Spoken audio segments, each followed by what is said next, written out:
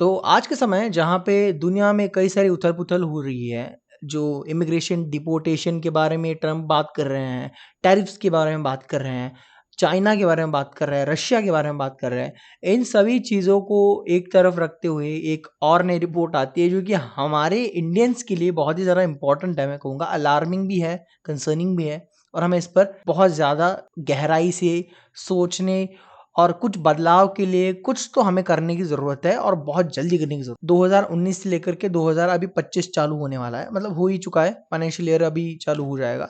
तो वहाँ पे जो टैक्स है, जो हमारे ऊपर लगाए हुए इन्फ्लेशन की जो स्थिति है, वो बहुत अलग है।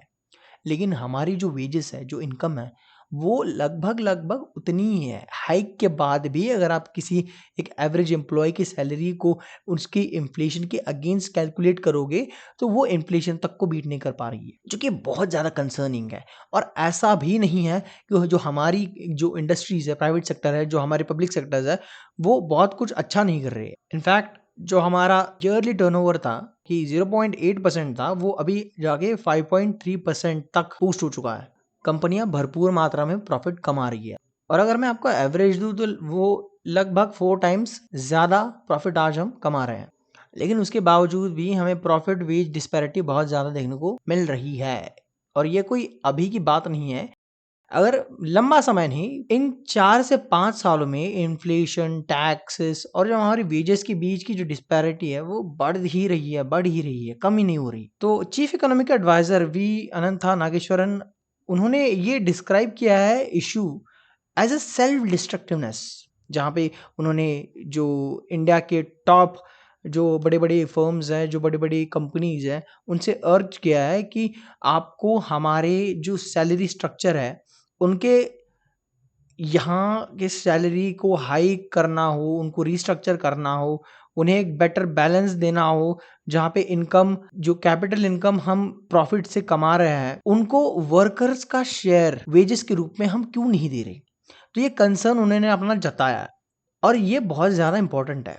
जो हमारे सीईओ और जो एमडी और टॉप जो लोग सीनियर मोस्ट होते हैं, उनकी अगर आप स्टेटमेंट्स देखो इंडिया के और हमारे वेजेस के हाल देखो, तो वो बहुत ज़्यादा आप ईज़िली ये बता पाओगे कि एक बहुत बड़ा कहीं तो गैप है जिसे हमें फिल करना होगा। Our youngsters must say, this is my country. I want to work 70 hours a week. तो इन्फोसिस के को-फाउंडर नारायण मूर्ति एक डिबेट के दौरान वर्क लाइफ बैलेंस के ऊपर बात कर रहे थे और उन्होंने बहुत एम्फसाइज करते हुए ये बात कही कि इंडियन यूथ को 70 घंटे एक हफ्ते में देने ही चाहिए ताकि हम ग्लोबली compete कर पाए। हमारी जो वर्क लाइफ बैलेंस है, ये सारी चीजें, ये कुछ नहीं होता। यहाँ पे यही सेम बात एल&टी के चेयरमैन एस.एन. सुब्रमण्यम ने भी कही। Why is L&T still making employees work on Saturdays even after being one of the largest conglomerates and the face of India's business world? I regret I'm not able to make you work on Sundays, to be honest. If I can make you work on Sundays, I'll be more happier because I work on Sundays also. What do you do sitting at home? How long can you stare at your wives? How long can the wife stare at your husband? Come on, get to the office and start working. In fact अपने इसी 90 hours work week के बारे में बात करते हुए ये कहता है कि मुझे खेद है कि मैं आपको संडेज में काम नहीं करवा पाऊंगा। और इसी बात को आगे बढ़ाते हुए वो एक कोट एंड कोट रिमार्क भी दे देता है कि how long you can stare at your wife, suggesting that कि एक्सेसिव वर्क आवर्स एक ग्लोबल कॉम्पिटिटिवनेस के लिए बहुत ज़्यादा इंपॉर्टेंट चीज़ है। मतलब देखिए, मैं आपको एक सिंपल बात बता दूंगा। आज की तारीख में आप सीईओज, एमडीज और जो भी हायर पोजीशन पे कंपनीज के ऊपर जो लोग ऑपरेट करते हैं, बॉलीवुड सेलिब्रिटीज या फिर किसी एक बिजनेसमैन एवरेज उनके आसपास तक की सैलरी कमाता है, जो कि करोड़ों में होती है, 40 करोड़, 50 करोड़ पर एनम। तो उनके लिए 70 क्या, वो अगर आपको उनका बस चले तो वो 200 घंटे भी आपसे खींच तान के निकलवा देंगे, क्योंकि उनके जेब में तो पैसा जा रहा है। लेकिन क्या वही पैसा 0.5% भी क्या अपने एम्प्लॉइज को उसका फायदा हो रहा है? जी बिल्कुल नहीं। देखिए, जो कॉर्पोरेट्स के जो प्रॉफिट्स है वो स्काई हाई आ रहे हैं। मतलब जो क्वार्टरली रिजल्ट्स है, जो क्वार्टरली जहाँ पे जो 0.8 तक का जो कभी ग्रोथ रेट हुआ करता था, वो आज 5.7% तक एनुअली 5 साल के टाइम स्पैन के अंदर ये इतना सब कुछ बदल चुका है, लेकिन एम्प्लॉइज़ का वेज अभी वही के वही, ज़्यादा फ़र्क नहीं है उसमें। और उसके बावजूद भी अभी high taxes, job losses, health care का इशू है, कई सारी और 10 तरह की वेरिएबल्स है जो यहाँ पे जॉइंट करके, तो मतलब ओवरऑल जो लोग हैं वो अभी बहुत परेशान हैं।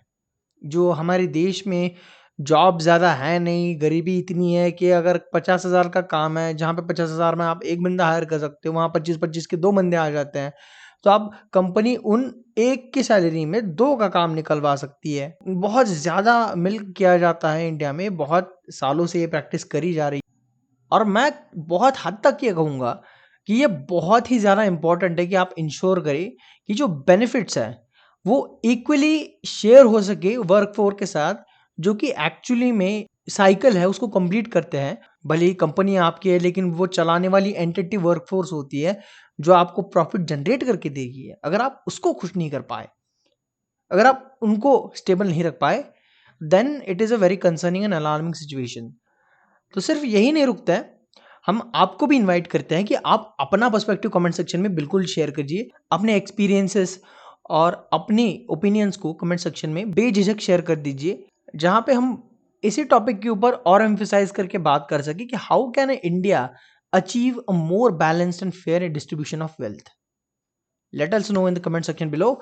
आज के वीडियो के लिए बस इतना ही, मिलते हैं अगले वीडियो में, तब तक के लिए कीप वॉचिंग